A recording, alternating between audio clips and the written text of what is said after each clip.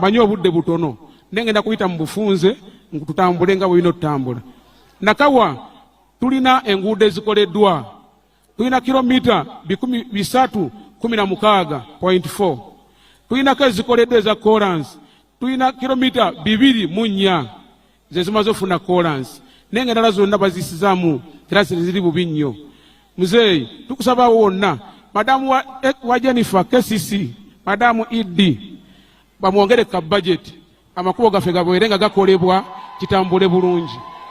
Ekyamazima watukola bulungi, executive director gwe watuwa mulamwa, atambula nawuliza omuntu wa wansi era tubeera naye wansi, si muntu wa office, tuba naye wansi. Webale nnyo, webalire ddala tuwa executive director omulungi ng'oyo. Muzeeyi n'ensonga endala, ensonga z'emyoga batukola bulungi era webale kubanga otulowooleza. Emyoga gino gikoze bulungi mu Nakawa, waliwo enjawulo. Tubadde ne sako 6 abantu bonna abasinga bafunye ssente. Mu Nakawa tuli bulungi, at least ko tusaba busabi batuwongereko muzeeyi.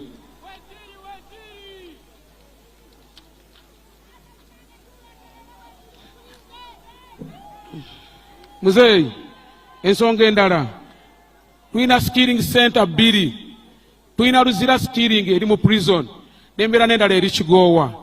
Bukyatwatandika okusikiringa baganda baffe bato baffe mu 2018 ey'Ekigowa yafuna abaana 876, abo bonna mu 2018. Ne tugenda eya Luzira nefuna 657 mu 2018. Webale muzeeyi kuba bato baffe bonna bafuna okubanga bafuna emirimu gy'omu mutwe. Ne tugenda mu 2019 muzeeyi era Luzira ne tufuna abaana 955 abasikiringibwa. Ne tugenda Ekigowa twafuna 795 bonna basikiringibwa. Muzeeyi tusiima abavubuka baffe tunatambula bwe tutyo bajja kufuna emirimu egy'omu mutwe. Bwe tugenda mu 2000 muzeeyi nendowooza wano wonna bitambula bulungi, bwe naagera wonna bijja kukuluyisa nnyo oba ebyokwogera olinako bingi muzeeyi. Kanfunze wano ne muzeeyi mu 2025 Luzira wano prison skilling center tulina abaana 584 abasikiringiddwa. Kigowa tulina abaana 465 bonna bakoze mu skilling center. Muzeeyi skilling etukoze bulungi, abantu baffe bali bulungi, tulina kye twongeddeko. Biki bye twogerako mu programu eno nga twagala muzeeyi afuna akalulu ne NRM, bye tulina okwogerako era abantu baffe balina enjawulo.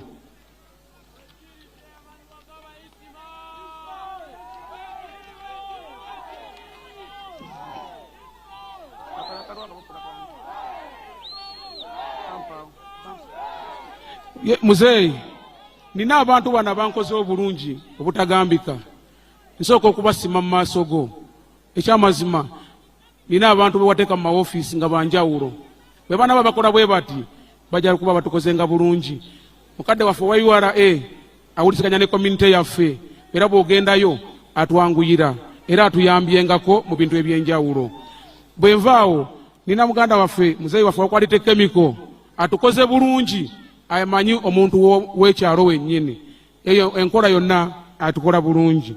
Nina mukadde waffe wano profesa wa university eno yennyini mulungi nnyo, Moses kyatukoze muweezi, muntu mulungi nnyo. Buli tuba tulina wano kyonna tugamba mbeetaaga mujje mukolere wano, tatusasuza agamukole emirimu gyammwe gitambule bulungi. Sebo weebali nnyo, weebalire ddala. Muzeeyi nina abantu bo wano, nina basentebe bange aba NRM abafunye accidenti amagulu bagatemyeko. Ntandika ne muzeeyi wange muzeeyi Kimote w'Ebukoto 1, oyo chairman wa NRM emyaka givu kyayayingira mu bukulembeze naawe muli mwenna ali ku ndiri. Kinuma okubanga abantu bange ngaabo olumuntu ne bakaaba nange nenkaaba.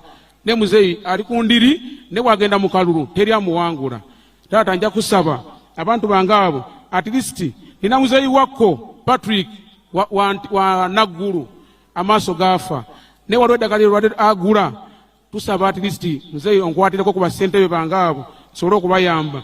Nina muzeeyi wange ow'Embuya 1 okugulu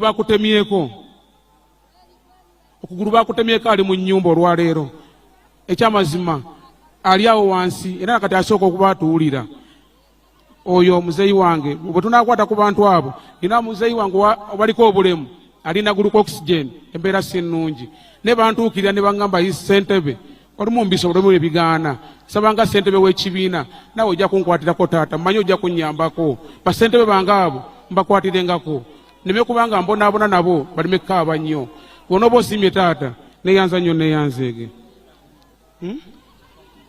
taata nina ensonga ye naggulu Nakawa ettaka era ndi eyo abantu abaliko abantu bo bavaako n'essaawa zino bali bagambye babasasule naye taata mbadde nsaba olagire mu bwangu babasasule naggulu Nakawa quarters ettaka eryo bamanyi abantu abavaako tusaba bakwateko babasasule yadde kasente akanaabaawo basobole okweyamba bwe baava e naggulu badduka ne badda e Kasokoso era ne bagwa mu kizibu kyekimu baabamenya nendi munnaku nabo nendi nabo nensaba taata onkwatireko ensonga ya naggulu ne Nakawa onooba onkoze bulungi taata nsooka okusiima abantu bano wammanga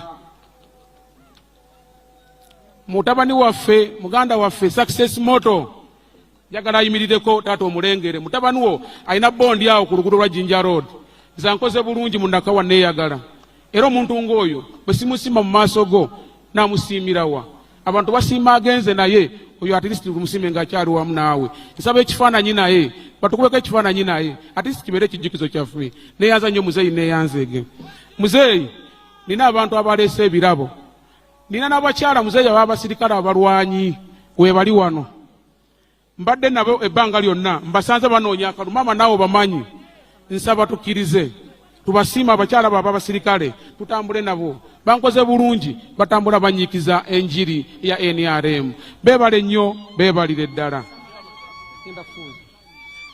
Wekitiibwa President manyi akadde kazibu nnyo naye nange ke kadde kenkufunyemu tunyumyemu naye ngenda kufunza nina abalina ebirabo abatukoledde ebirabo nina ekirabo ekyabavubuka bange wa Nakawa nsaba muzeeyi bakikuwe tufunemu ekifaananyi nabo bajja kuba bankoze bulungi success moto yasiimye nakuwe award mu bulamu nga tukyali balamu tusimanye abantu abagenze nono basazeewo bakusiime ng'okyali mulamu nera tusaba taata ekifaananyi ekyo nensaba baganda waliwo batabani bange abakoze entebe ab'ebbanda watambulako n'obawako ku kasente wabasanga ku kkubo balina ekifaananyi tusaba entebe bagikuwadde tusaba bajje babakuba ekifaananyi nabo wano nina mutabani wo wa Kiswa yawa madamu Queen entebe naye yakoze entebe tusaba muzeeyi receiving ebintu ebyo bakubeko ekifaananyi nabo onaba onkoze bulungi muzeeyi n'ekirala nsaba ddeeke yange babaweemu ekifaananyi naawe si kibi tubeere n'ekijjukizo ekirungi abavubuka bange aba Nakawa bali 12 babankubira ekifaananyi ng'oli naawe taata nsaba busabi siyinza kulagira ayisabo obudde maliriza Oweekitiibwa President neyanziza nnyo neyanzeege nendina ensonga yeeruzira wali ku nnyanja abavubuka bange bali ku mwala awo njagala okunkwatirako muzeeyi amaato gaabwe bagamba gakaddiye tusaba tubaguliyo ku bwato nga 5 bonna mmanyi muzeeyi obisobola weebale nnyo weebale ddala muzeeyi nja kusaba ekifaananyi nga ndi naawe nina bira byenjagala okunnyonnyolamu ompeyo ne kukadde nabyenja okunyumizaamu tunyumyemu ng'ensonga za Nakawa bwe tunaazikuwasaganya weebale nnyo muzeeyi weebalire ddala NRM oye Nakawa oye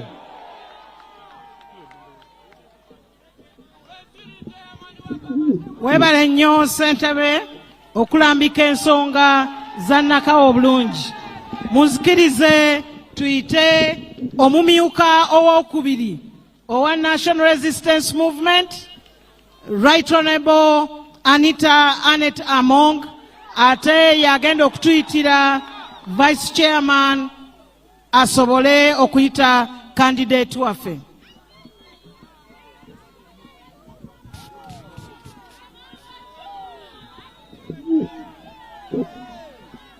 NRM oye! NRM oye! If you love President Museveni, raise your flags. Kati mwenna abaagala President Museveni muwanike waggulu flaga zonna. Yes. Your Excellency, Mukama wange President ne Mama, you're most welcome to Nakawa. Tubaaniriza mu Nakawa, Mama ne President. Nakawa, I was here as a lecturer for 8 years. nali wano nga lecturer emyaka 8. Once again, I want to introduce my former boss, Professor Muhwezi ayagala okwanjula abaali bakama be Professor Muhwezi and Professor Moya. ne Professor Mboya. I will also request that after you will take a picture with them. naye asaba president owekubiseeko ekifaananyi Excellency, I want to n'abakulu bano. thank you for the pledge to have a district hospital Ayagala in all the kwebaza divisions. olw'okusuubiza okuteeka eddwaliro lya disitulikiti e Nakawa In all the divisions. mu divisioni zonna eza Kampala. In Nakawa, you have promised to put a district hospital in Kiswa. wakkiriza okuteeka eddwaliro erya disitulikiti eriri ku mutendera ogwo ekiswa. In Central, you've promised to put a district hospital in Kisenyi. era n'okkiriza mu Central Division okuteeka eddwaliro mu Kisenyi eriri ku mutendera gwa In disitulikiti. Kawempe, you promised to put in Kamomboga. era e Kawempe n'okkiriza eddwaliro lino lisimbibwe e Komamboga. And in Rubaga, the hospital will be in Kawala. era wano e Nakawa Rubaga eddwaliro lino lijja kuzimbibwa e Kawaala. And then in Makindye, we shall have it in Kisugu.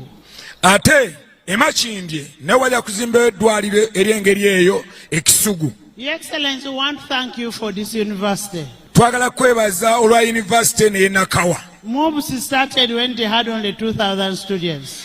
MOVS eno yatandika nga balina abaana 2,000 bokka. It has 25,000 students. kati now. erina abaana 2,250. It started when you were giving 2 billion shillings. baali batandika nga basasula When they were being given by government 2 nga billion gavumenti shillings. ebawa bilioni 2 zokka. Now you're giving 100 billion shillings. kati obawa bilioni 10 buli mwaka. And it is employing 1,500.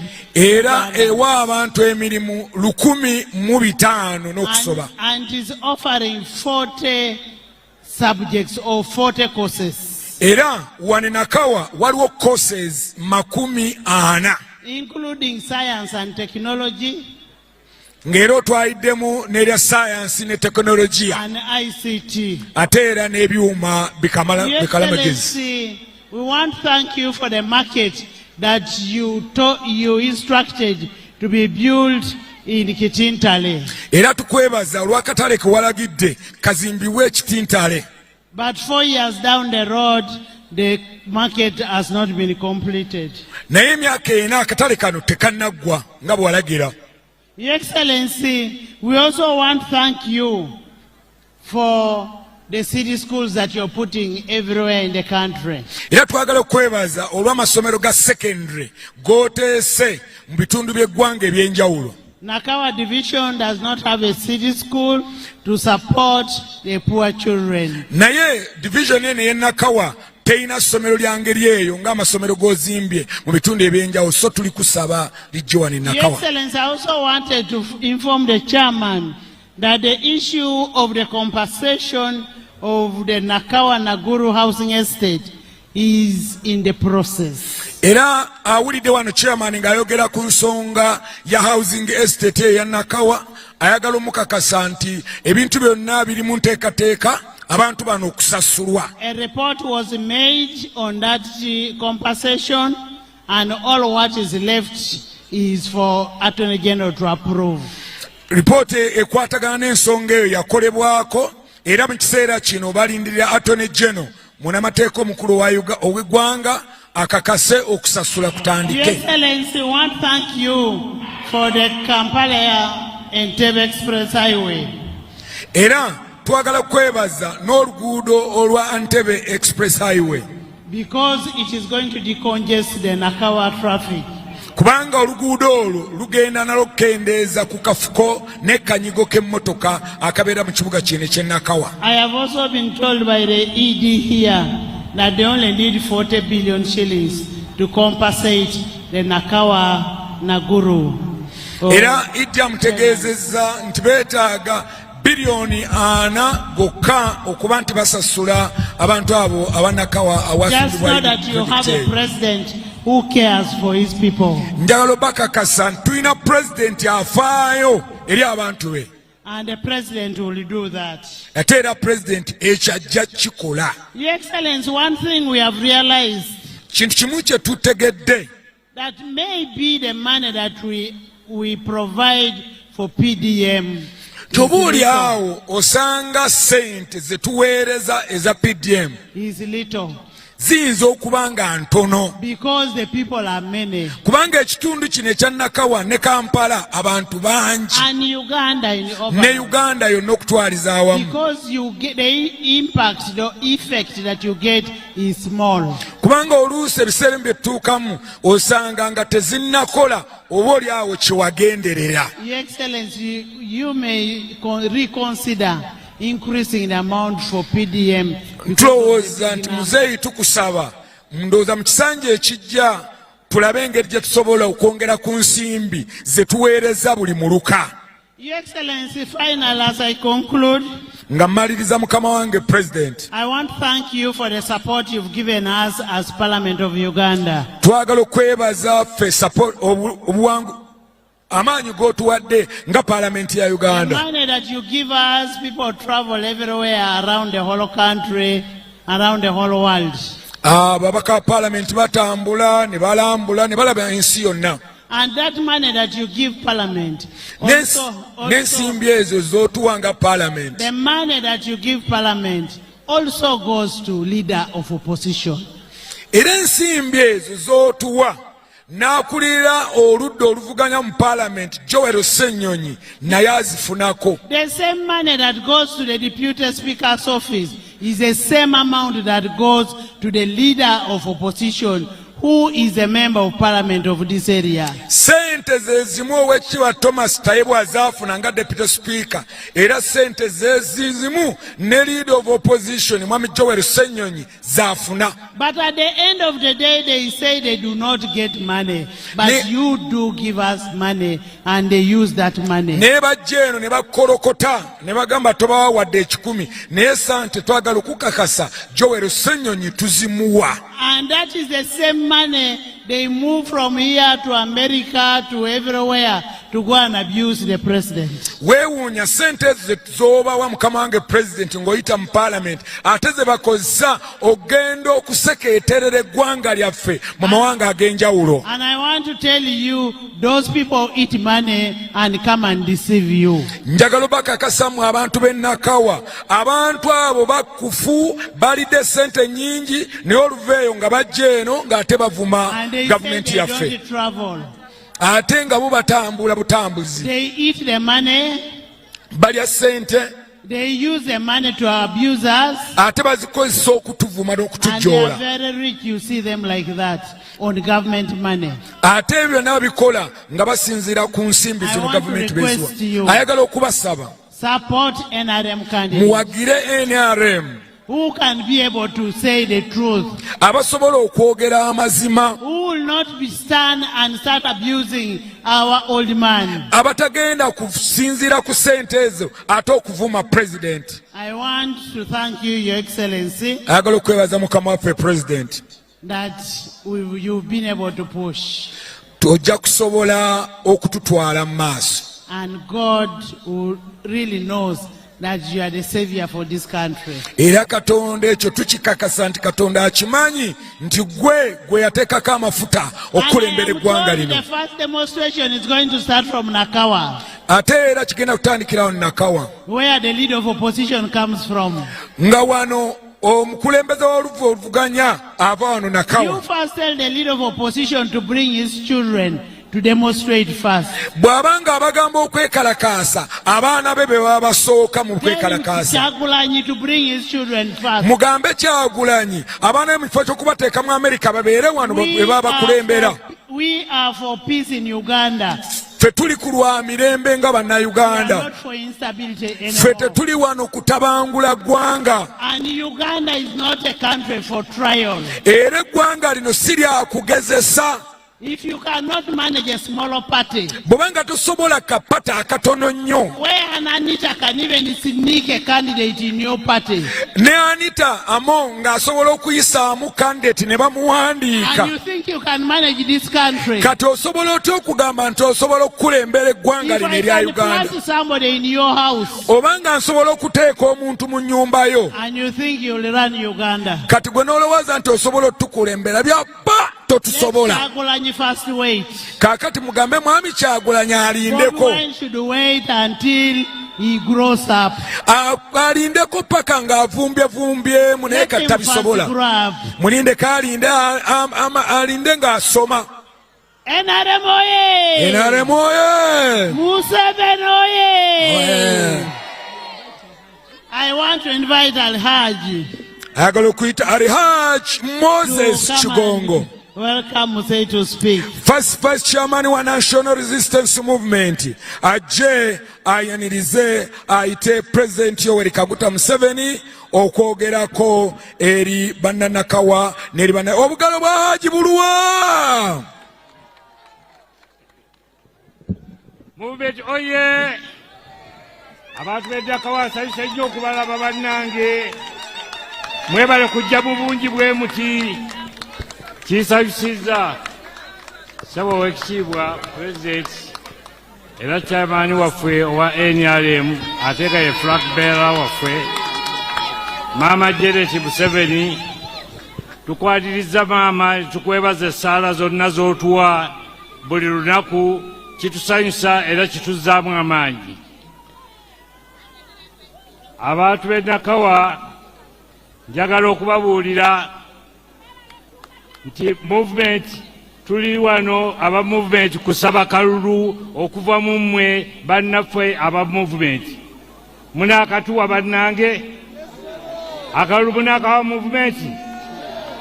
Mbasaba gambeegayirira buli omu anoye abantu nga 5 oba 10 banaakulembera agende akuba akalulu ng'akawa chairman waffe nga mutiikinga bus ne ba flag bearers baffe bonna mutiikinge bus.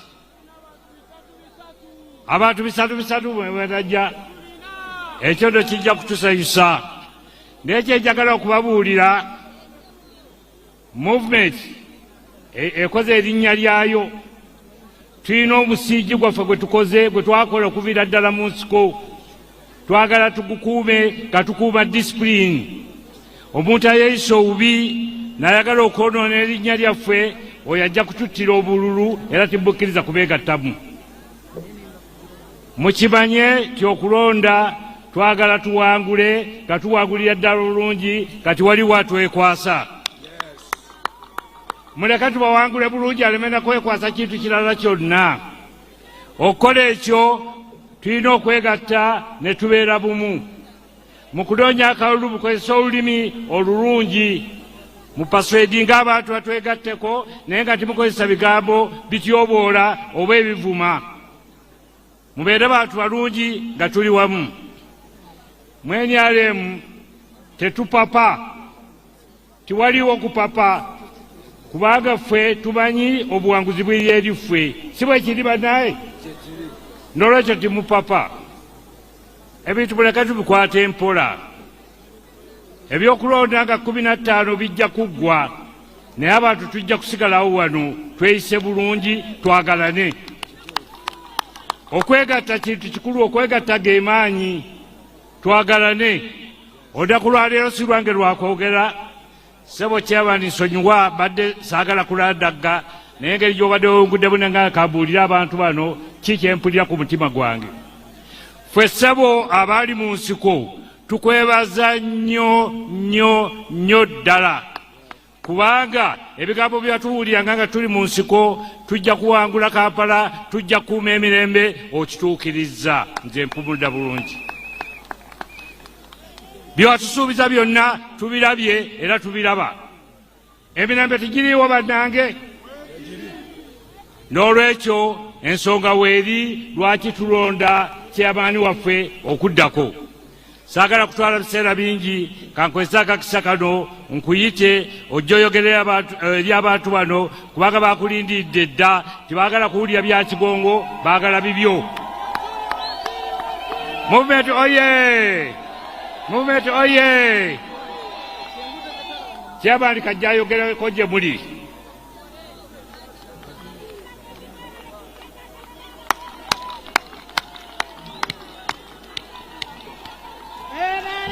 Oye! Oye! Nakawa juu! Tajagenda tewali nsonga.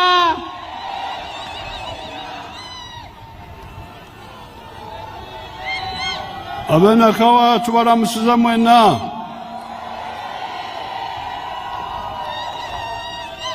Vice Chairperson wa NRM Achigongo, Vice Chairperson wokubiri Right Honorable Anita Mong, Vice Chairperson wa Kampala Salimu Uhuru,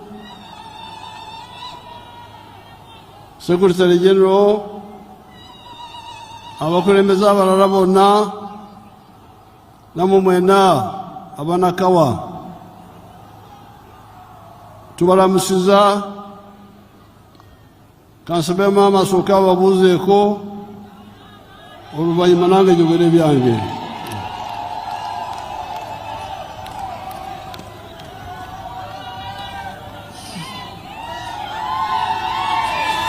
Nakawa malamusiza banange muli bulungi mukuliko omwaka ate tubaagaliza guno gubabeere ogw'emirembe n'eddembe mu Nakawa and Uganda at large.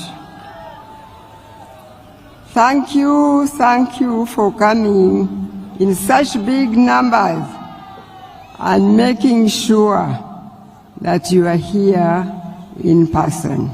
Mwebale nnyo okujja mu bungi bwe muti ate ne mukakasa nti mweke nnyini mubadde mulina okubaawo. But what I always remind us all, ekintu maama kyatujjukiza bulijjo ffenna, is just that attending the rally is not enough. Kubategeeza nti okujja okubeerawo mu rally tekimala. We must know that we all have a duty to remember that your vote is important.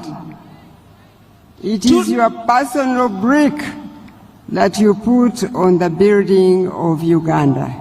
Tulina okumanya nti okulonda kya mugaso nnyo, akaluluko ka mugaso, era oba otadde ettoffaali ku Uganda. My prayer in this season is that our youth must be a blessing to our country, by this time resisting bad and evil plans of the enemy of doing anything that fights the peace that NRM shed blood for. Tulina okusaba kwa maama kwe kulaba nti abavubuka baffe babeera omukisa gye tuli nga baleme okwettanira abo oba nga balwanyisa abo abaagala okutaataaganya emirembe mu Uganda. And our country is blessed with a big population of youth in our country. Eggwanga lyaffe Katonda aliwadde omukisa ogw'abavubuka abangi. Therefore, remember, n'olwekyo mujjukire that your generation must take the responsibility of protecting the peace, the unity, the stability that your parents' generation fought for and some died for. N'olwekyo omugigi gwammwe gulina okutwala obuvunaanyizibwa okulaba nga mukuuma obumu, emirembe, omugigi guno oguliko bye gwalwanirira ate ne gubireeta. Therefore, remember the 15th of Jan 2026. N'olwekyo mujjukire nga 15 omwezi guno mu 2026 ono. Your vote is your personal brick that you put on the House of Uganda. Vote for the President.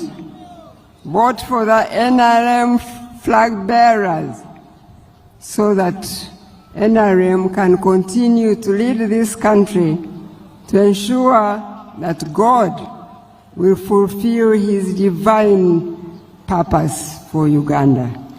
Jukira nti akaluluko lyettofaali ly'ogwe kennyini ly'obootadde ku nnyumba eno eya Uganda okusobozesa Katonda okutuukiriza omulimu gwe ku Uganda eno. NRM oye! Oye! Museveni oye! Oye! Nakawa oye! Oye! Uganda oye! Oye! God bless you all. Mukama mwenna abawe omukisa.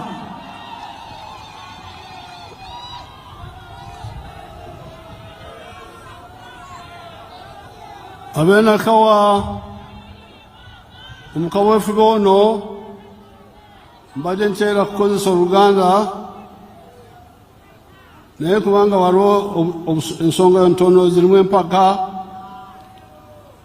ate empaka bwe tutuuka mu nsonga z'empaka Oluganda lwange si lulungi nnyo kati munzikirize nkozesa Oluzungu namayanja akyuse.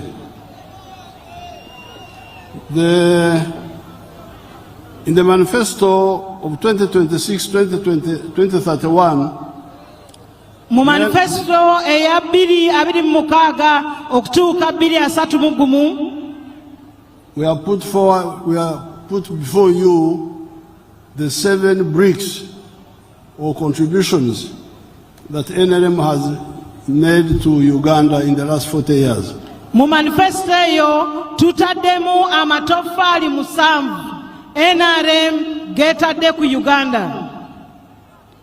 But today here I will talk about 2. Naye wano President agenda kwogerako ku 2 gokka. Because they are the ones which directly concern the families. Kubanga 2 ago ge gakwata buterevu ku family zaffe. And these are number 3, which is wealth, and number 4, which is jobs. Ago ge matafali egokusatu ge matafali 2 eryokusatu erikwata ku bulamu ku bugagga erikwata ku bugagga ate eryokuna erikwata ku mirimu. The other matofali, number 1 is peace. Amatofali gali amalala erisooka gyemirembe. Number 2 is development. Eryokubiri yenkulaakulana.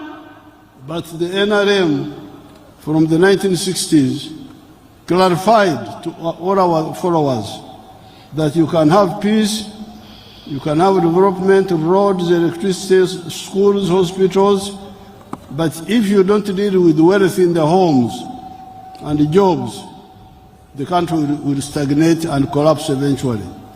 Nti NRM okuva edda yannyonnyola yatangaaza nti osobola okubeera n'enkulaakulana, enguudo, amasomero n'ebirala byonna, naye bw'oba tolina bugagga oziŋŋama. Oziŋŋama and you will eventually collapse. Oziŋŋama ate n'omala n'oggwerawo ddala, eggwanga liziŋŋama ate ne limala ne liggwawo.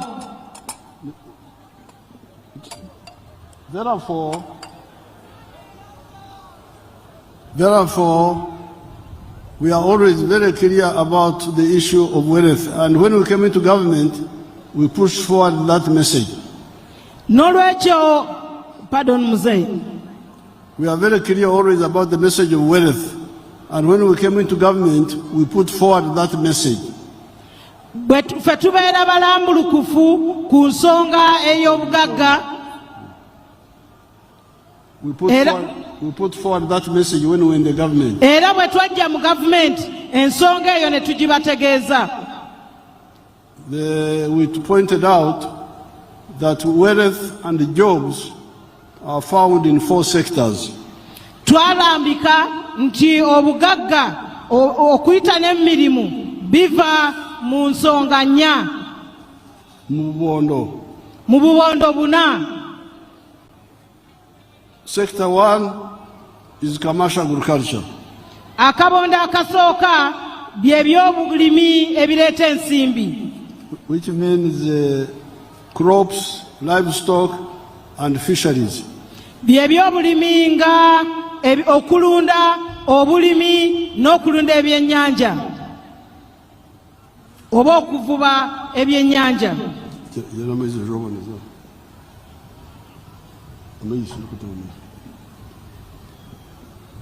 That is sector 1. Ako ke kabondo akasooka. If you engage in commercial agriculture, you will create wealth and also create jobs. Nti bwe weenyigira mu bulimi obweleeta ensimbi oba otondawo obugagga ate era n'emirimu. The wealth is yours, but it creates jobs for other people. Obugagga buba bubwo naye ate otondawo emirimu egy'abantu abalala. The second sector is artisanship and manufacturing. Akabondo akalala keek'oku ebyemikono n'amakolero. The third sector is services. Akabondo akookusatu bwe buweereza. Which is transport, okugeza ng'ebyentambula, hospitality, hotels, ebyentambula ebya amawoteeri, hospitality mwe muli amawoteeri Muzeeyi ne obulambuzi. Abaganda ngende kubanzika ekigambo ky'Olunyankole ekikwata ku hospitality, obufura ngenda kukigamba the hospitality. Okwaniriza oba Muzeeyi? Hospitality. Okubudaabuda. Kubudaabuda. Okay. Yes. Very good. Then professional services like medical, lawyers and so on. N'emirimu egy'obukugu nga abasawo, balooya n'abalala. Musicians. Abayimbi. All that is services. Obwo bonna buweereza. The religious people. Bannaddiini. They provide a spiritual service. Nabo bakola oba batuwa obuweereza obw'omwoyo. Then the fourth sector is ICT. Akabondo akookuna ke ka tekinologiya n'empuliziganya. Ebyuma bya kalimagezi. Ebyuma ebya kalimagezi. Now I will show you here on the screen examples of each. Muzeeyi agenda tulagako wano firimu ebyokulabirako. In the manifesto of 1996, mu manifesto ya 1996, I made a calculation and I presented it to the NRM people and they accepted it, that for agriculture on a small scale you had 7 activities you could do. Muzeeyi mu 1996 yakola ekibalo n'akiraga abantu b'NRM nti bw'obanga ogenda kufuna ku mutendera ogutandikirwako oba omutono mu by'obulimi waliwo ebintu 7 by'osobola okwenyigiramu. And I used the example of 4 acres. I was assuming a home has got 4 acres. Yakozesa ekyokulabirako ekyayiika ennyo ng'ateebereza nti amaka gasobola okuba ne yiika 4. 1 acre you put coffee. Mu yiika emu oteekamu emmwanyi. You put second acre, you put fruits. Eyika eyokubiri n'oteekamu ebibala. Third fruit, you put pasture for livestock. Eyokusatu n'oteekamu omuddo ogw'ebisolo ebirundibwa. Fourth acre, you do crops for home consumption. Yika eyokuna n'olimamu emmere eyokulya waka. In the backyard, you put piggery if you are not a Muslim, and poultry for eggs. Emabega eno n'osobola okuteekayo oba emmanju n'oteekayo embizzi nga toli musiraamu oba Museveni n'enkoko. And in the wetland, near the wetlands, you put fish farming. Bw'obeera n'ekisenyi osobola okuteekawo oba okulundirawo ebyennyanja. Now, you here in the town, in the center of the town, you may not be able to do some of those, but in the periphery, you can do some of them. Mwe wano mu kibuga wakati ebyo biyinza obutasoboka, naye ku njegoyego y'ekibuga ebimu ku ebyo musobola obikola. If you take, for instance, eggs, poultry, okugeza ng'okulunda enkoko ez'amagi, you take piggery, embizzi, okulunda embizzi. You can also look at mushroom growing. Musobola okulima obutiko. So you can do some of that in the periphery. Ebyo musobola obikola ku njegoyego y'ekibuga. There is one very good example in Kamuli town. Waliwo ekyokulabirako mu tawuni y'e Kamuli. Basangwa, you will see what he did there. Mugenda kulaba Basangwa bye yakole.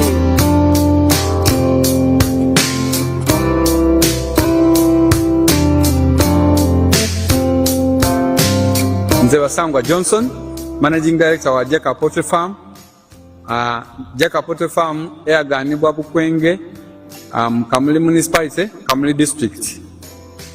Mu 2007 twatandika obulunzi nga tutandikira mu Kamuli Town Council. By then mu plot yali 50 feet by 100 feet. There is a foot ya 5 ku 10 eda itaka.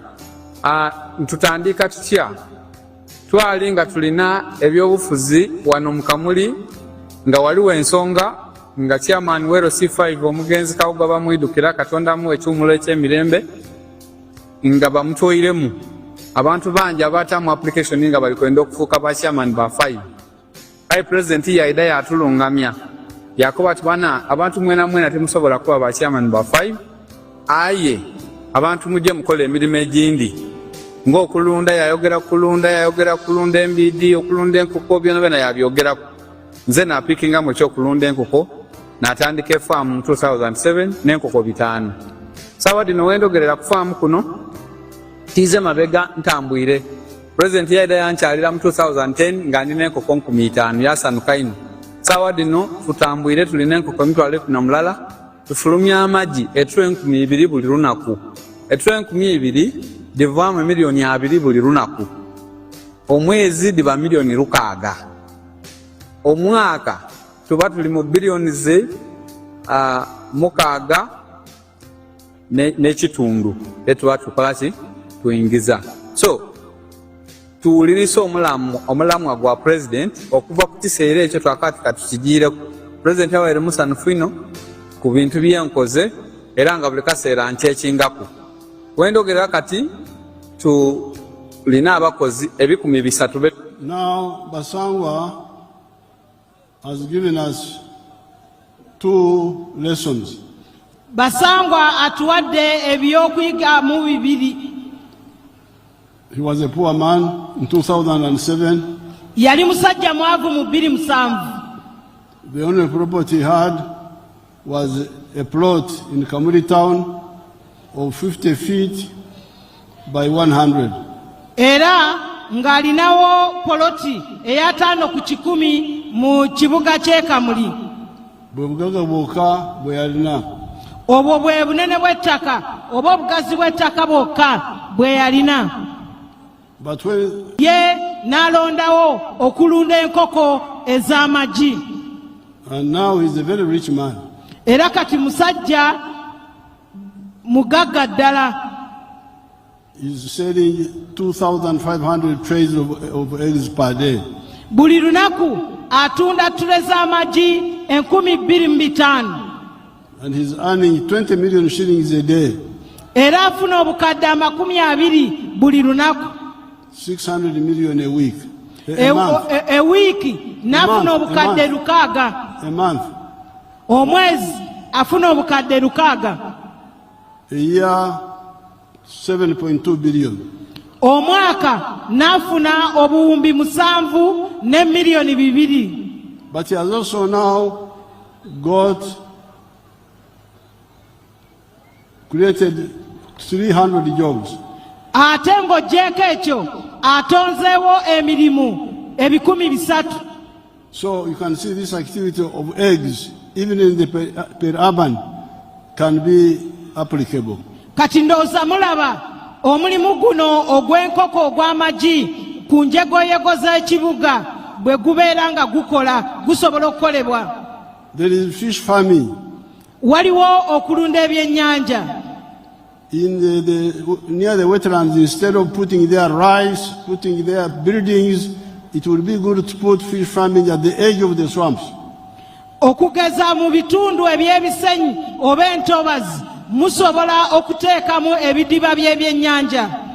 Instead of putting their buildings and rice and so on. Mu kifo ky'okuteekamu omuceere n'okuzimbamu ennyumba. Mu kifo ky'okuzimba ennyumba mu ntobazi n'okulimamu omuceere musobola okuteekamu ebidiba eby'ebyennyanja ne mulunda ebyennyanja. Not in the center of the swamp but on the periphery. Nga temubirundidde wakati w'olutobazi naye ku mabbali g'olutobazi. See my example. Mulabe ekyokulabirako ekyo. Ekyange. Mulabe ekyokulabirako kya Muzeeyi. My name is Dr. Maurice Uchem. I am a commissioner by appointment, deployed at State House, and I've been assigned by the President to execute the 4-acre model. And I've put them so far in 10 regional zones in the country. Now, the 4-acre model is an idea conceived by the President to guide our farmers on how to utilize their small acreages of land so that they can earn more money through intensive farming. And here we are talking about enterprises that have good yields and high income for their household. So we have the fish farming, which is one of the enterprises that can be done near the water without interfering with wetland and tampering with water flow. Then we have the zero grazing unit. On the other side, we have the coffee, we have the banana, and also a household needs food crops as 1 acre plus fruit. So this idea of the 4-acre model is to support income for the household. And as I will go into the small mathematics, you will know that it's capable of pulling somebody out of poverty. Now, specifically on the fish pond, here is about 20 by 50 meter pond, 1,000 meters squared. After finishing the excavation, we stock 10,000 fish. We feed it for about 8 to 9 months. In the north, which is warmer, the fish grow faster. And in the west, which is a little cold, you add 1 more month to reach the same quantity of grams. So by that time, the fish will be about 800 grams to 1.5 kilograms. In the market, the fish which is 1 kilograms or 800 grams here costs about 10,000 shillings. So having stock here 10,000 fish, by 10,000, somebody will get 100 million in 1 year. And then when you subtract other cost of managing, which is roughly 30 million, somebody can be able to save 70 million on this fish pond. And this size, we can put 2 of them in 1 acre. So meaning in this particular acre, somebody should be able to get around 140 million shillings. So in the urban areas, which are near the wetlands, we can do very good money. We can make very good money with fish farming, fish ponds. musobola okufunira ddala sente ezeegasa okuyita mu kulunda ebyennyanja. You have heard from 1 acre, my people get profit net 140 million shillings a year in 1 acre. Ndooza mukirabye ekyokulabirako kya muzeeyi nti muyiikeemu basobola okuggyamu amagoba ga miliyoni 14. Now, that is now commercial agriculture for the urban areas. Kati ebyo bye by'obulimi ebyensimbi mu bitundu eby'ebibuga. You may not grow coffee. You may not grow coffee. Muyinza obutalima kasooli. Manya mwanyi. Muyinza obutalima mwanyi. Bananas. Oba ebitooke, ensuku. You can do poultry and in some of the areas fish farming. Musobola okulunda enkoko oba mu bitundu ebimu okulunda ebyennyanja. This is one form of wealth and jobs. Eyo y'engeri emu ey'obugagga n'emirimu. The second sector is artisanship. Akabondo akaddako k'ebyemikono and factories. N'amakolero. Let's see artisanship. Kati katulabe ku byemikono.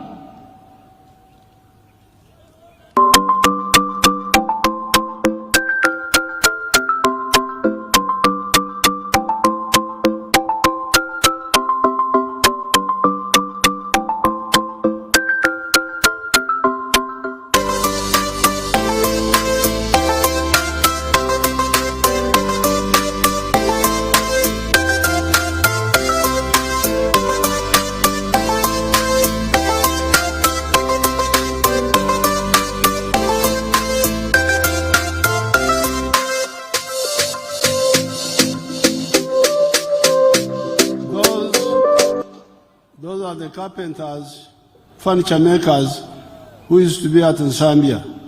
Ekyo kyekifo oba amabajjiro ababeera wali ensambya.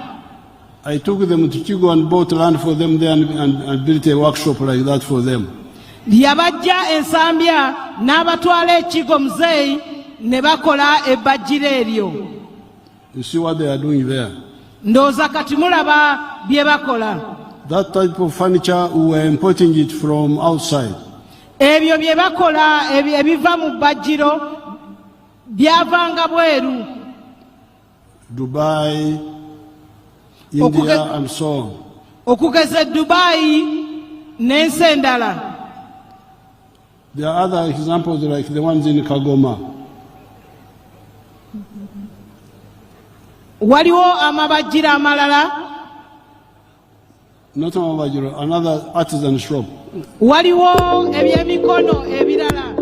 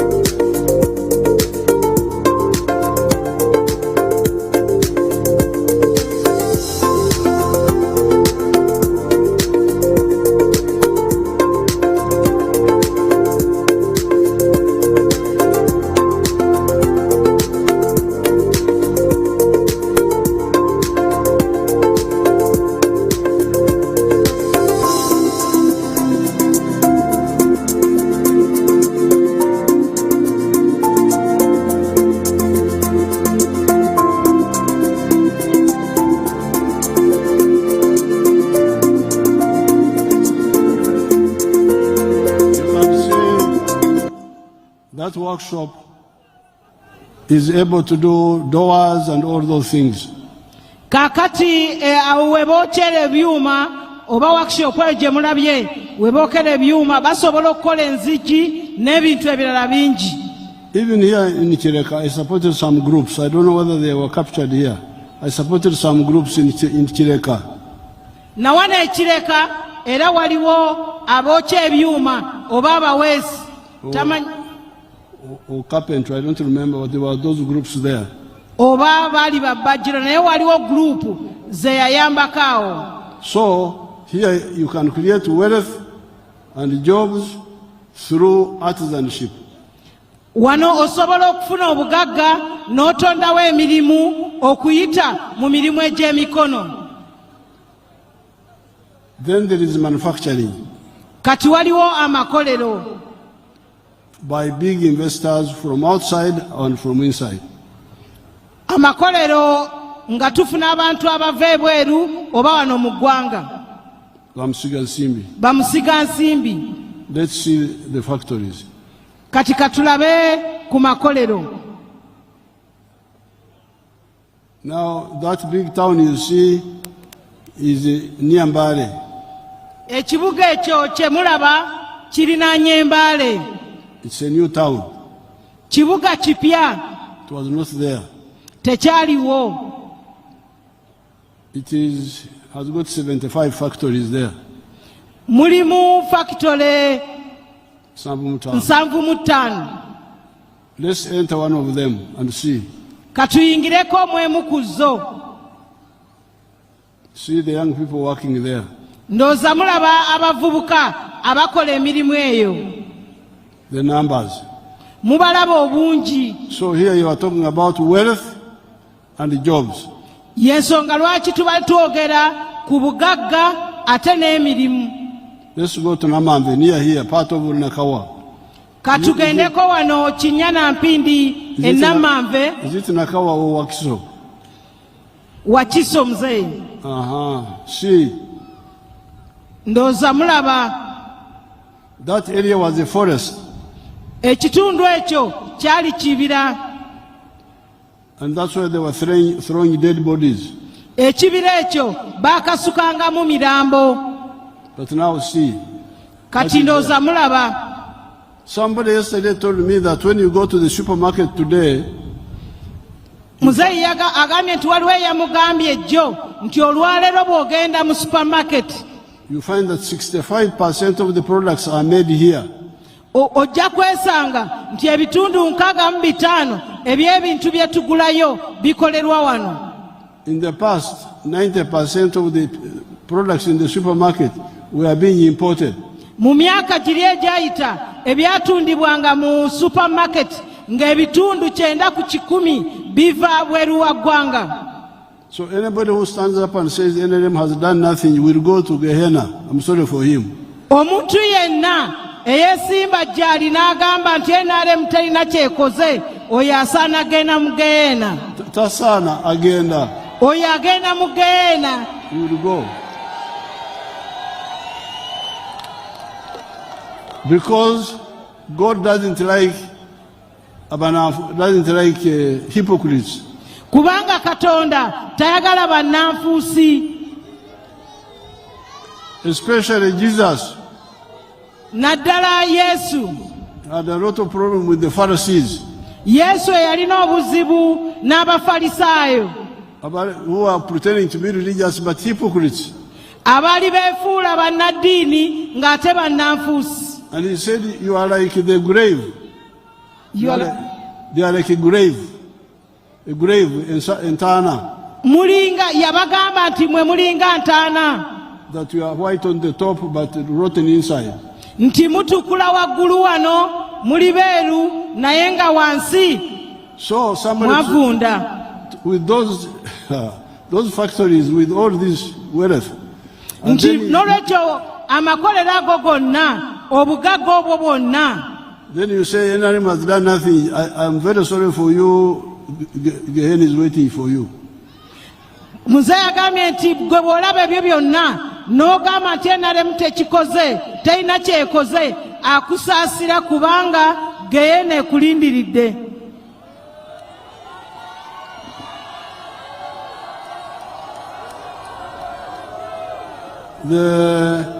The third form of wealth are services, as we said. Akabondo akokusatu nga bwe tugambye bwe buweereza. These are hotels, borders, and so on. Okugeza nga amawoteeri, ebyentambula n'ebirala bingi. They have wealth but also jobs. Balina bireeta obugagga ate n'emirimu. The fourth sector is ICT. Ensonga eyokuna bye byuma bikalimagezi. You can be here, you do auditing job for a company in Canada or USA, and you do the auditing here or the bookkeeping here, and you send the work on the internet, and you are paid here, but the work is in the US. Nti osobola okubeera wano Nakawa n'okolera kampuni ng'eri Canada oba mu America n'obalirira ebitabo byabwe ne bakusasula naye nga gw'oli wano ng'omulimu gwabwe ogubaweereza. Now, because of that clarity, olw'obulambulukufu obwo, when Uganda stabilized by 1995, Uganda bwe yatereera mu 95, awo nga mu 95 Uganda bwe yali etandise okutereera. That's when I made a country-wide tour and talked about the 7 activities. Awo muzeeyi we yeetooloolera eggwanga lyonna ng'ayogera ku nsonga ezo omusanvu.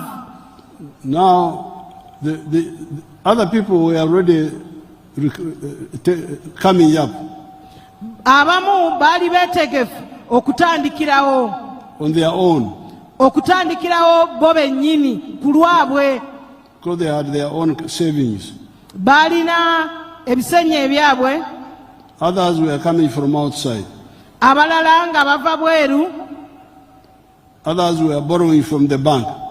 Abalala nga beewola okuva mu mabanka. But there were people who did not have their own savings and who could not borrow from the banks. Waliwo abamu abateewola mu banka ng'ate tebalinaawo ze beeterekedde. That's how we started the Entandikwa, 1997. Awo government kwe kutandika programu y'entandikwa mu 97. Bring the money up to the sub-county. Nga baweereza ssente okutuuka ku ggombolola. For the interest-free money or low interest for the people to use and pay back. Zaali zisindikibwa ku magombolola abantu ne beewola nga tekuli magoba. I remember in Nakawa there was a chairman, he was a DP called Sendikadua. He was there. In Nakawa wano waliwo chairman. Not Nakawa, Rubaga. Rubaga yaliyo chairman ate yali wa DP nga bamuyita Sendikadua. I remember him handling that program. Ajjukira nga yali akola ku kintu ekyalina ekizibu ekyo. Then we added NADS. Ne tugattako NADS. Then Operation Wealth Creation. Ne tuteekako Operation Wealth Creation. Then Women Fund. Ne tuteekako Youth Fund. Sente z'abakyala. Youth Fund. Ez'abavubuka. The fund for the ghetto now recently. Ne tuteekako n'ez'abageto. And then recently we have added borders. Emabegako awo tugaseeko n'ez'ababodaboda. But when we were still with the other initial funds, naye bwe twali nga tukozesa ziri ezasooka, I started hearing people saying begabira boka. Muzeeyi n'atandika okuwulira nga bagamba nti abo beegabira bokka.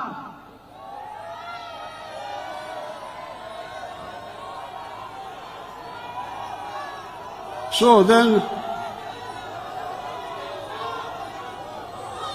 but although they were kwegabira boka, Pardon Muzeeyi. Although they were kwegabira boka, wadde nga baali beegabira bokka, the wealth of the country increased. The wealth of the country increased.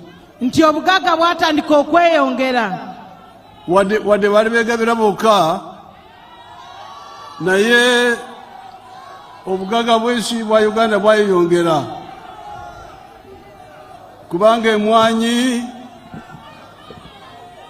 twafulumyanga ensawo z'emwanyi miliyoni 3 kati tufulumya miliyoni 9 ente twali n'ente miliyoni 3 kati tulina ente miliyoni 16 ekasooli twali ku mitwalo 5 tons kati tuli ku miliyoni 5 za kasooli. So although bali begabira bokka, but the production of the country was going up. Nti abantu abo wadde bali begabira bokka naye obugagga bwali bweyongera kubanga n'ebikolebwa byali byeyongera obungi. So but still I said no. Naye era muzeeyi n'agamba nedda. As we say, I don't know who used it very much, say leaving nobody behind. N'agamba tetujja kuleka muntu yenna mabega. So that's why 2019 I said, if the people are if the president, now I started PDM in, PDM I started it in 2019. Muzeeyi kwe kutandika PDM mu 2019. Then I said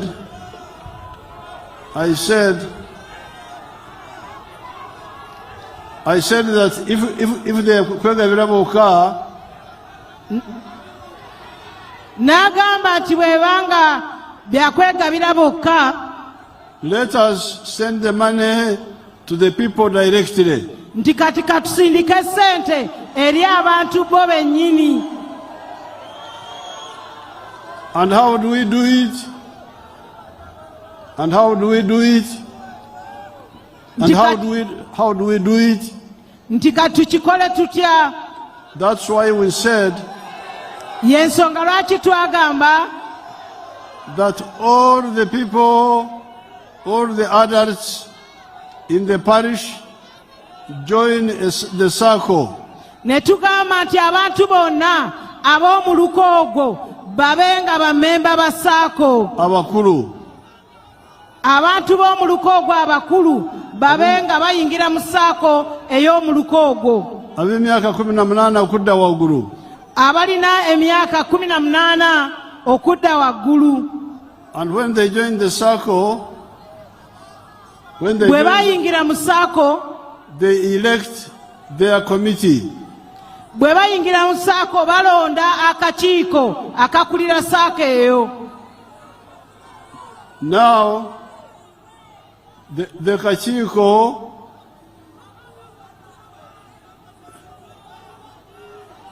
kale gwe muwala w'omu maaso jangu wano ono w'omu maaso ono bamugulire wono ono this one here. No omuwala naye omuwala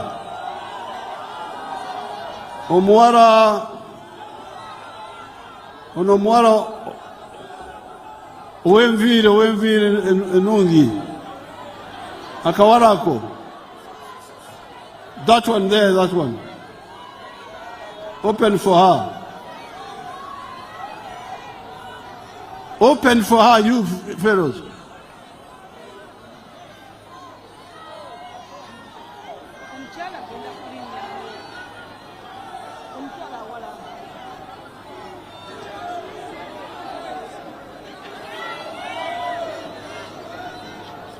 Okay. Kale mugula omusango. Kati omusango guli mu kooti. Okay. Owekitiibwa Pulezidenti, omulwanyi Father of Nation, sebo tusanze okulaba. Webale kutereeza mirembe, abavubuka bano boolaba mweyagalira. So owekitiibwa Pulezidenti, nzikiriza nkuloopera olunaku olwaleero eri abantu bano b'otuweereza. Sebo buli kintu ky'okola bakidibaga. era bakikola gaddibenga lye. Saawa Oweekitiibwa Pulezidenti, erinnya nze Hamani Kavuma zize ebbanga ng'ondaba mu maaso go nga nkulaajanira ku mbeera ey'amataba n'abasuubuzi engeri gye bayisibwamu.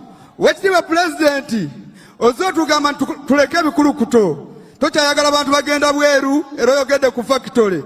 Oweekitiibwa Pulezidenti, abantu abaafiirwa ebintu byabwe mu mataba wane e Kampala nga bakuwa omusolo, naye abantu bano bwe bajja eno bakusuusuuta busuutuuzi tebakubulya kituufu.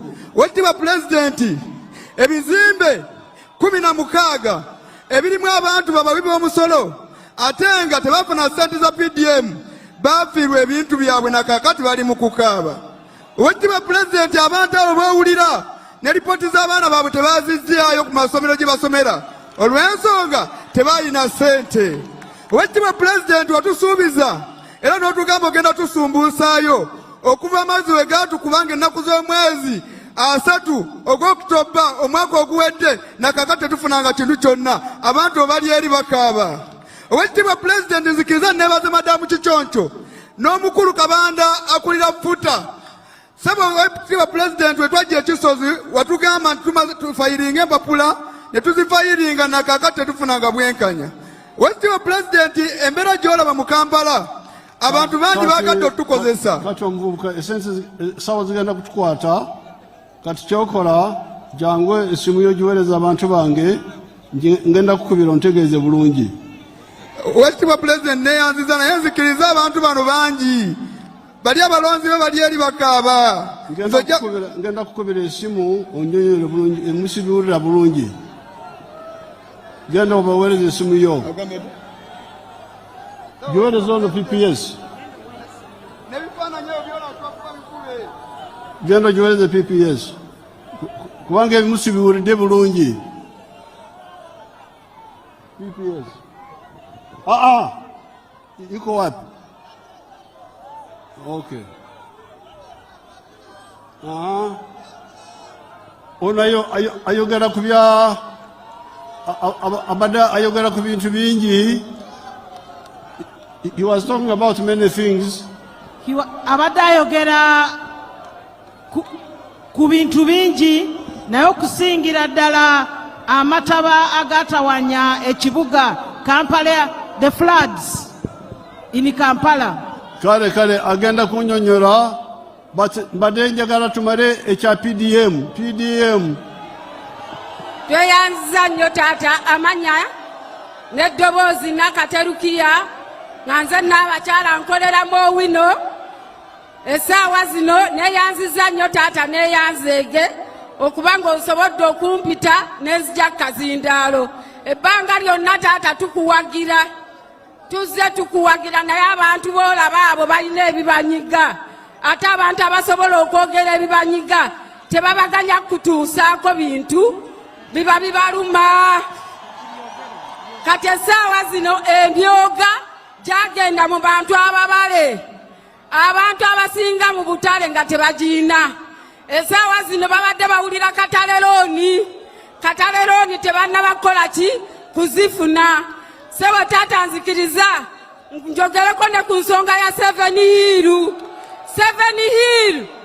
Abantu abo boolaba bakozi nnyo naye ssente ze bafuna ntono abantu ba 7 Hill. Sebo taata nenkusaba ku bantu abakozebwa amataba era ffe bamu abakozebwa abali kakiiko abajja ekisozi n'abantu bajula tutuga mu bulago kubanga bamanyi nti Kabanda ye yakulemberamu abantu abo balowooza nti oba ssente yazijjayo n'azirya pulezidenti w'abasuubuzi era yatutembeeta gwe tutambula naye.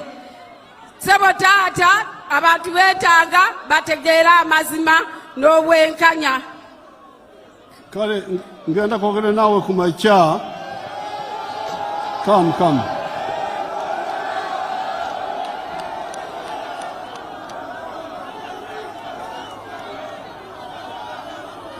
Now the boss, you listen carefully now. Bane tuuliziganye. mukakane tuulire muzeeyi kyatugamba. Abaganda balina olugero. The Baganda have a proverb. Abaganda balina olugero. Ekitata muyima tekimumalako nte. Abaganda balina olugero nti ekitata muyima tekimumalako nte. Now the money of PDM has been coming. Ekirungi kati nti sente za PDM zibadde zijja. The money of emyoga has been coming. Esente ez'emyoga nazo zibadde zijja. But it has been being stolen on the way. Naye zibadde zimuzibbibwa mu kkubo nga tezituuka. But the people of Nakawa, naye abantu b'e Nakawa and Kampala Central and Kampala in general, ne Kampala yonna okutwalira wamu, nabo balina omusango. Namwe mulina omusango. Namwe wano mulina omusango. Namwe ab'e Nakawa wano mulina omusango. Omusango gutya? Omusango gwe guluwa? Kubanga mulina obuyinza bwekwerondera bannampala. Mwe kennyini ab'e Nakawa mulina obuyinza okwerondera ababakulembera. LC meya,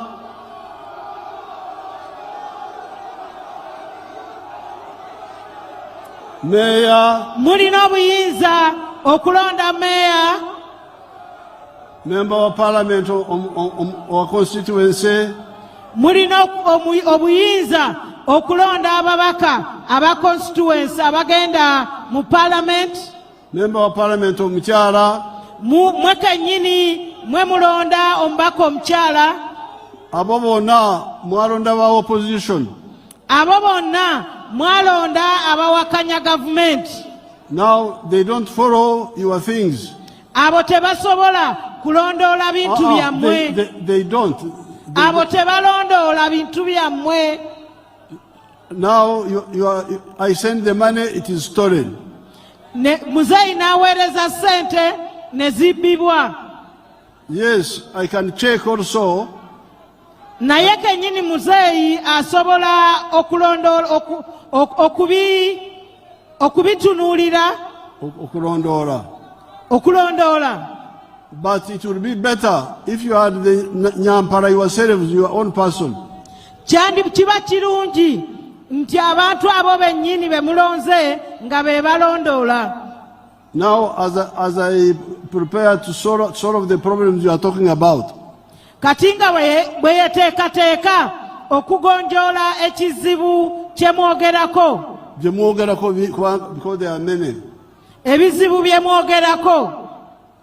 Omubaka wa Nakawa mugenda kunsindikira ani analondoola? Ani? Luhindi jangu wano. Honorable Luhindi jangu wano sebo.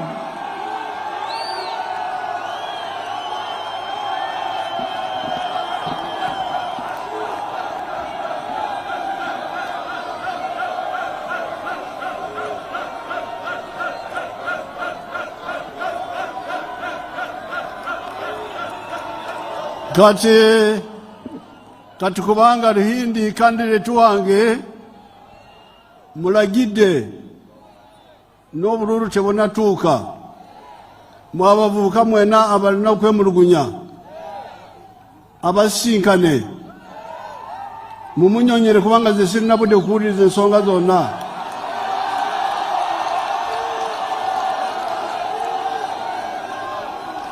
Mukomewo wano oba walala wonna aba olunaku ensonga zonna muzimubuulire, nze ngenda kumukubira kumubuuza nti abavubuka bakugambye eki, mubakwasiza. Ate omubaka omukyala munalondani?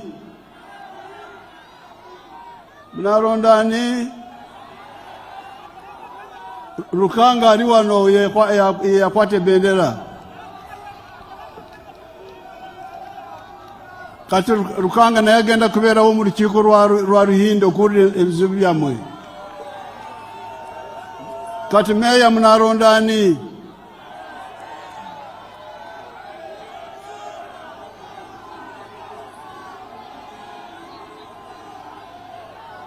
So kati mbakwasiza abantu bano bagenda ono mwala ani Muzeyi waliwo ne owa Nakawa West ne Lord Mayor ne Mayor owa division ya Nakawa mchala zawedde ne Honorable Anderson Bulola ne mukulu Kizito. Kale kati ensonga zonna nzikwasiza bano naye ngenda kwogera na bali abaana abampadde esimu. Mwebale nnyo, mwebale ddala.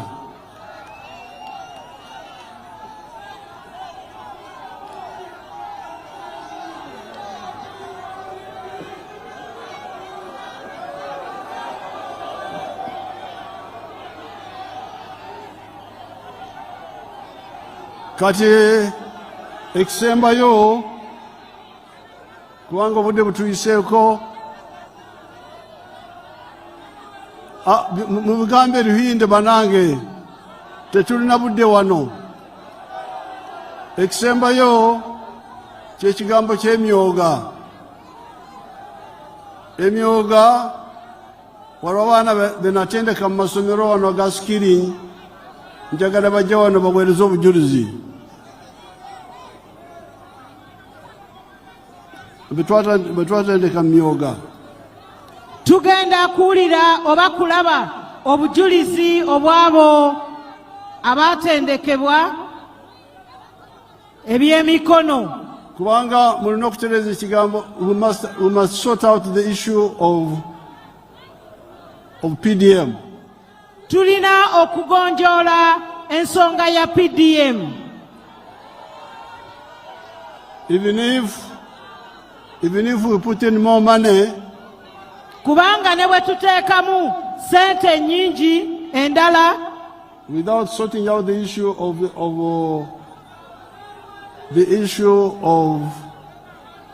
PDM procedures, nga tetugonjodde, nga tetulongoosezza ngeri gyetambuzibwamu, the money will be wasted. Sente ezo zijja kuba zoonoonebwa. And therefore we can put more money. N'olwekyo tugenda okuteekamu sente endala. Some people are even talking of having a separate fund for the youth. Nga balina okuzaawula ez'abavubuka nga ziri zokka.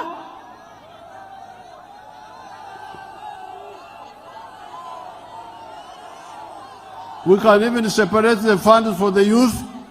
Tusobola okwawulako ez'abavubuka nga ziri zokka. But still we must have a good system of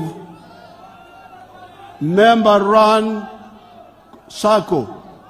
Naye era kyetaagisa nga tulina enkola ennungi okulaba saako bweddukanyizibwa. Eddukanyizibwa ba members.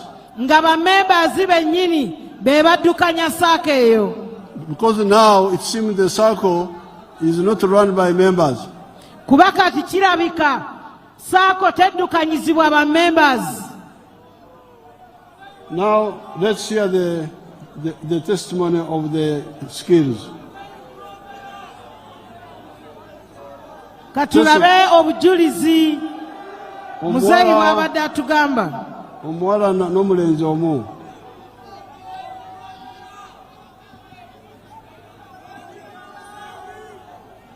Essaawa zigenda kutukwata.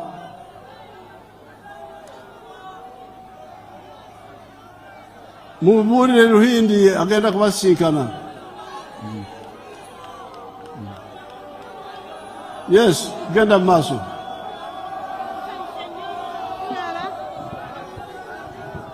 Twetagise nnyo okulaba Pulezidenti waffe amanya gange Beka students owaskilling Eluzira. President twebaza nnyo otuleetera eno program eya skilling. Nze nagezaako okusoma naye saagenda wala kubanga taata wange yali talina ssente. Naye Katonda n'ayamba nange nebula eno program ya skilling. Jjajja yanyamba nnyo nange nenyingira skilling n'ensoma eby'emikono eby'enviiri. Era nasoma bulungi nemala nembiyitamu bulungi. Era wenjogerera wano Pulezidenti waffe omulungi kyova olaba nsanyuse bwe nti nange nakosa sikiilu gye banjigirisa mu skilling. Nange nefunayo banange wenjogerera wano ndinayo abantu 2 nange benjigirisa eby'enviiri. Era ndina saluni yange emutungo ndina abanange 2 nange benayigirisa eby'enviiri. Nezino enviiri zendina ku mutwe munange omu gwe nayigirisa ye yazinsibye. Okujja kwekyo Pulezidenti waffe omulungi njagala okwebaza nnyo otuleetera ebya sako yaffe ebigenda otuyamba nga kapito. Era Pulezidenti kubanga munange tebafukamira ku microphone. Webale nnyo Pulezidenti otuleetera sako ya skilling ne batuwa startup capital gye tugenda atandikirako. Pulezidenti wenjogerera wano tutandise okola application eya kufuna sente zaffe za skilling.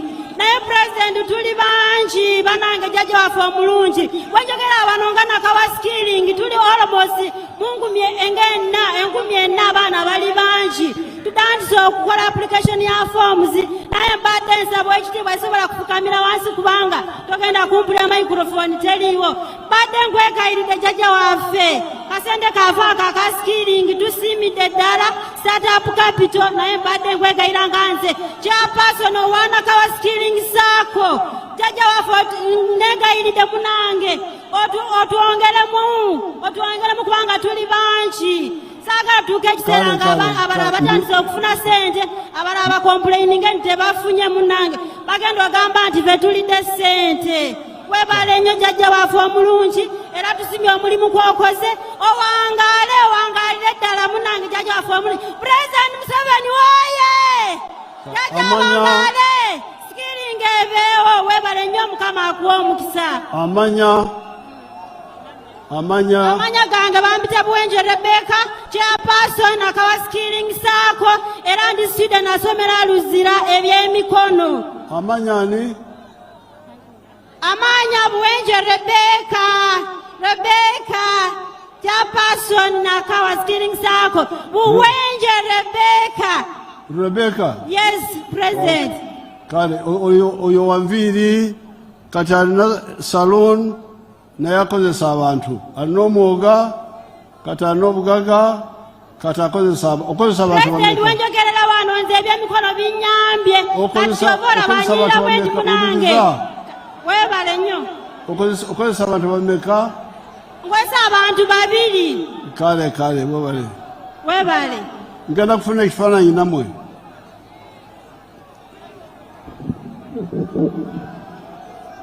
Sanyusa okusinkana ekitiibwa Pulezidenti.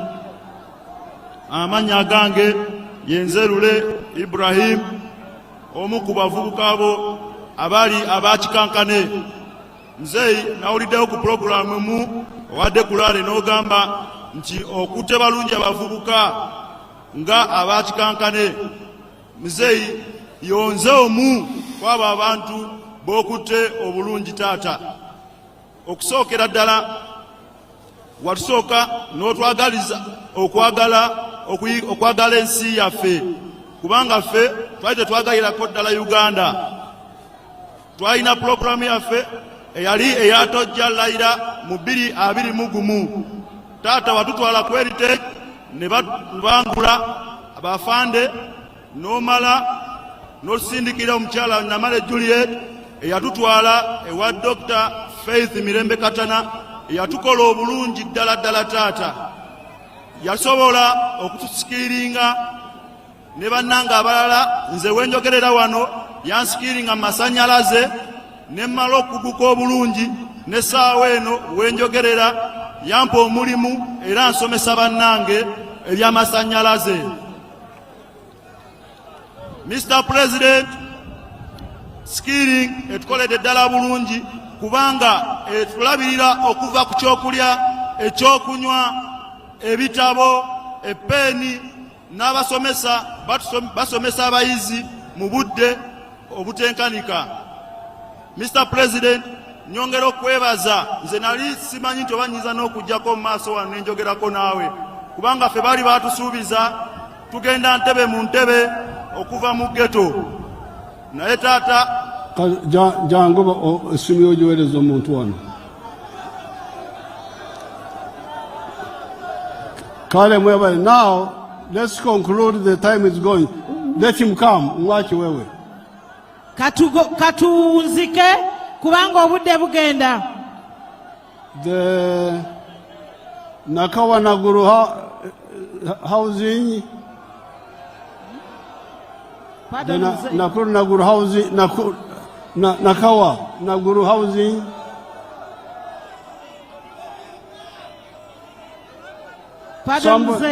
somebody knows this issue. Who knows it? ED Anyamanyi. Waliwo omusajja mukulu gwendabye waliwo envi. Aliruddawo oyo omuntu oyo. Oyo omusajja mukulu ali awo. Basawo mukakane. Waliwo omusajja mukulu abadde awo. Bamuleka ayitewo. Yes, oli.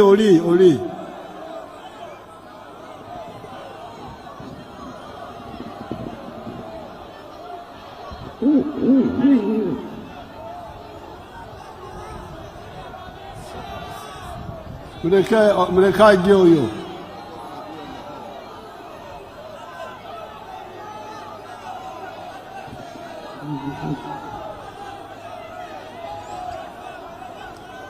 Okay, what about Your Excellency? I would like to brief you about Nakawa and Naguru housing estate. You remember very well that there were tenants in those quarters, and the government agreed that that space should be taken over for development. But the tenants were given a portion of that land. What happened later, I may not know very well. But what transpired later is that evaluation was made and those tenants were to be given some money, which has not been given to them as I speak. But the Speaker has clarified that even the Parliament has considered this issue and the payment is in the process. That's what I can say. But otherwise, Your Excellency, I would want to thank you and your government because we are beginning to see some beautiful developments in this area. The Aga Khan Hospital is a very good example. Even when you pass there, everybody would certainly appreciate. But let these people, but I also want to thank Your Excellency because you have already, because when they ran Kasokoso, they faced the same problem. But we have come out openly and agreed that those people of Kasokoso should stay on their land. And those people, and you asked a good question. Check. You said that was National Housing and Construction Company Corporation land. Where were they when these people settled there? We thank you so much, Your Excellency. Your Excellency, the issue of Nakawa Naguru land, the land was taken over by government, and that is the land that has been located for various developments. Initially, what was agreed is that each household, each tenant gets 17 million shillings. And what the tenants are saying, they are saying the time value of money from the time that when... I will ring the speaker and she will tell me more, then we shall communicate to you. But as of now, we have budgeted for 40 billion to pay the Nakawa people, and everything is in process. Then I will send somebody. Katuwulirize omusajja omukulu ogamba ki? Amanya gange Pitibantaganda Muhammadi nze omu ku balwanyi ab'ekinanamugu mu ssebo. Nze omu ku bantu be wasanga ekansiri ewa Katulajolo. Pulezidenti kyewuunyisa kubanga okyanoonya kalulu. Senga oyitawo no opposition. Abantu bano bonna bakwagala naye ebintu bye byenandiyogedde sijja kubyogera no ku muzindaalo. Kale jange ompesa omuyombo. Amina.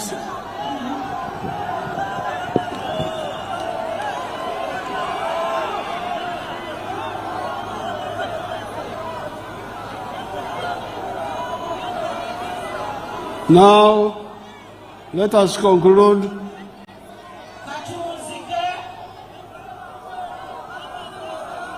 No, please.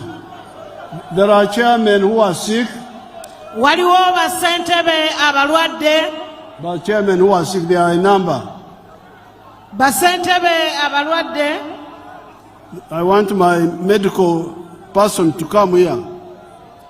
Akola ku nsonga z'ebyobulamu mu State House ayitiddwa. Come. Move fast. That medical person, come. Ne chairperson muzeyi wuyo. We link up with them and support them. Chairman basentebe baffe abalwadde beyayogedde nabo beyayogeddeko muzeyi agenda kulaba bwe bayambibwa. The fisheries fund will be set up. The fisheries fund. Esente z'abavubi is in our manifesto. Ziri mu manifesto yaffe. We shall separate it from the PDM. Era zigenda kwawulibwa ku za PDM. You will get your fund. Mujja kuba nga muzifuna. And it is, in Uganda people mix up things. In Uganda people mix up things. Mu Uganda wano tugatta ebintu. Because Kirudu Hospital and Kawempe Hospital and Nakawa Hospital by the Chinese were supposed to be district hospitals. Kubanga amalwaliro ng'erye Kirudu ne Nakawa ago gateekeddwa kubeera ne Kawempe gateekeddwa kubeera ga district hospitals. We are supposed. Gateekeddwa gaali ga kubeera ga districts. Now I remember we were remaining with only Rubaga and Kampala Central. Kati nga muzeeyi ajjukira nti tubuzaayo Kampala Central ne Rubaga. And the idea was that the patients should not go to Mulago, they should go to the district hospitals. Ekigendererwa kyali nti abalwadde nga basookera ku malwaliro ago aga district nga tebannagenda Mulago. Now how they changed it to be something else, I don't know. Kati engeri gye kyagattibwa ate ne kifuuka ekintu ekirala muzeeyi takimanyi. But it is in order to maintain the same principle. Naye nga kya nsonga okusigaza ekyo kye twali tulowooza. Have district hospitals in the 5 areas. Okubeera n'amalwaliro aga buli division nga gali ku ddaala erya district hospital, so that no first-time patient should go to Mulago at all. Tulabe nti abalwadde nga batandika butandisi tebatuukira Mulago, basookera mu malwaliro gano aga division. Mulago remains a referral hospital. Mulago babe nga bakusindiseeyo busindisi. And super specialized. Ate ng'ekola ne ku ebyo ebyetaaga obukugu obwa waggulu. So the people of Nakawa, n'olwekyo abantu b'e Nakawa, the immediate thing now is to get good members of parliament so that they had a pass to grasp the local issues. Ekisookerwako ddala ekyamangu ddala kwe kulonda ababaka aba NRM batuyambeko okwongera okutegeera ensonga za Nakawa.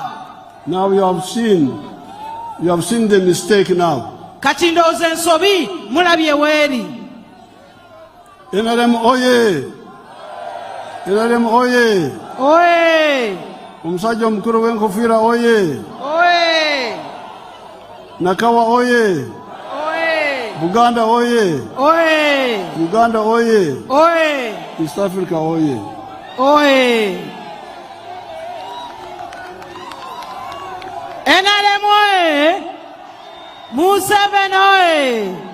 Nakawa oye! Twagala okufuna ba flag bearers aba division eno ey'e Nakawa wamu n'ekibuga. Ba flag bearers bagenda kuba nga bakwasibwa bendera zaabwe mu butongole ekikakasa nti abo be bakutte bendera ya NRM gye bagenda okulwanirira nga 15 nga mubalonda bakiikirire ekitundu kino eky'e Nakawa.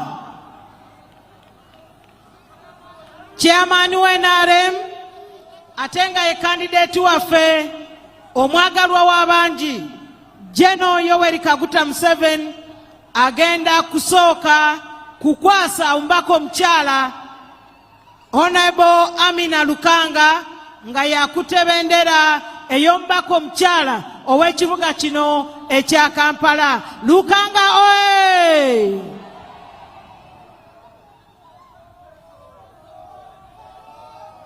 Honorable Lukanga aweereddwa bendera nga omubaka omukyala owa Kampala. Addirira ye Honorable owaffe owa wano Frederick Luhindi. Honorable Luhindi oye! Honorable Luhindi ategeera bulungi Parliament, ategeera bulungi Nakawa, era muzeeya mukwasiza bendera. Addako ye Honorable Bulola Anderson owa Nakawa West. Honorable Bulola akwasiddwa bendera eya Nakawa West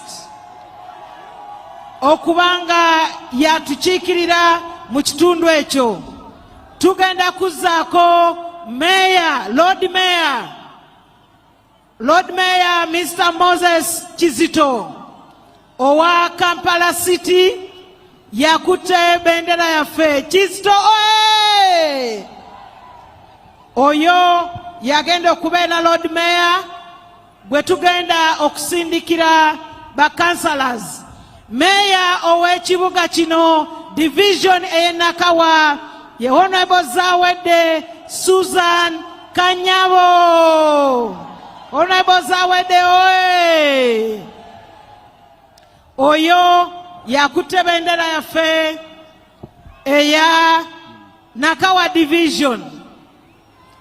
President agenda kubanga afuna ekifaananyi ne ba flag bearers abo nga mulimu ne Alhaji Moses Kigongo omumyuka w'NRM asooka, n'omumyuka owokubiri mwali ne vice chairman owa Kampala Haj Salim Uhuru nga mwali ne secretary general owenarem Right Honorable Richard Todwong Awany.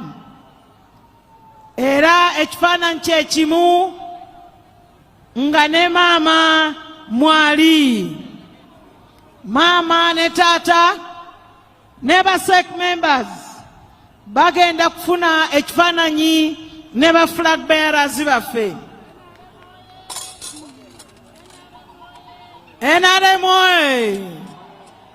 abaddako be bavubuka ababangulwa mu byemikono mu programu eya skilling, nabo nga bagenda kufuna ekifaananyi ne maama ne taata wamu ne ba SEC members. Skilling ba DEC members, Sebo chairman Wagaba ne timu yo. Ba DEC members mubalaba nga bakulembeddwa chairman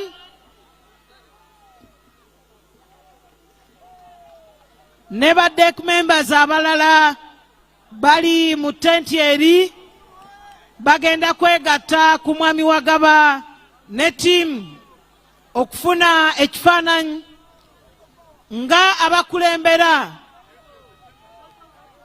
division ene y'e Nakawa oba district y'e Nakawa mu NRM.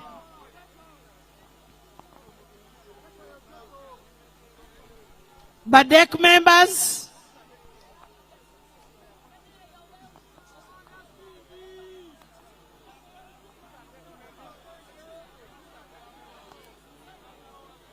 mu ba DEC members era mugendeddemu ne omukungu owa Success Motors atukwatiddeko ennyo wano mu Nakawa. Mwami Katwere owa Success Motors tukwebaza n'abalala bonna. Kati DEC be baliwo. Muzeyi tubadde era tusaba ekifaananyi ne principal owa MUBS wamu ne tiimu ye.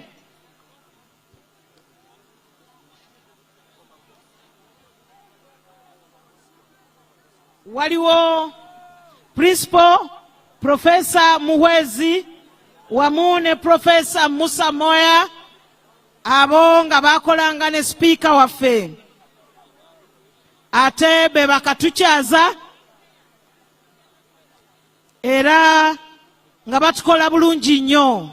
Bwe bamala tugenda kusembyayo bannaffe abatwegaseeko okuva mu kibiina ekya NUP okuyingira mu kibiina eky'omusana ekyenkulaakulana eky'emirembe ate era ekikulemberwa Gen. Yoweri Kaguta Museveni nga mwali mu ntebe, entebe teri vacant.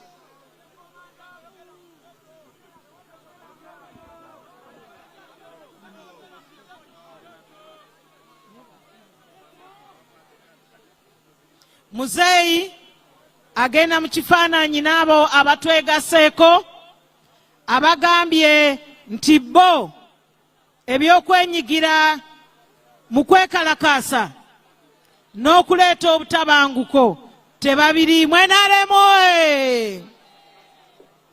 abakulu abo kaadi zaabwe bazituwadde ezibadde eza NUP era nga bagenda kwambazibwa yellow langi ey'enkulaakulana, langi ey'okugenda mu maaso.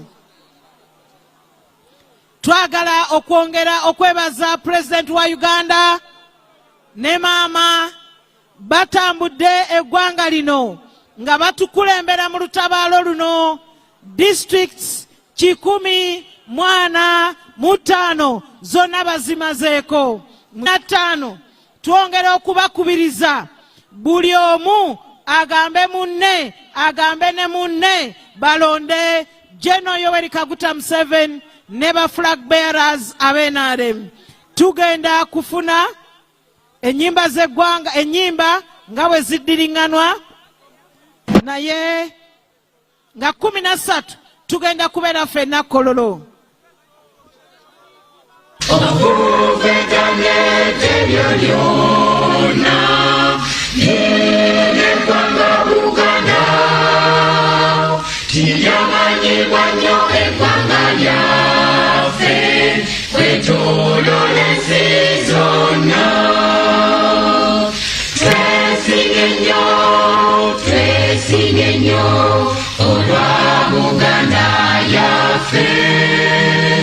Ekitiibwa kya Buganda kyavaata naffe tukikuumenga.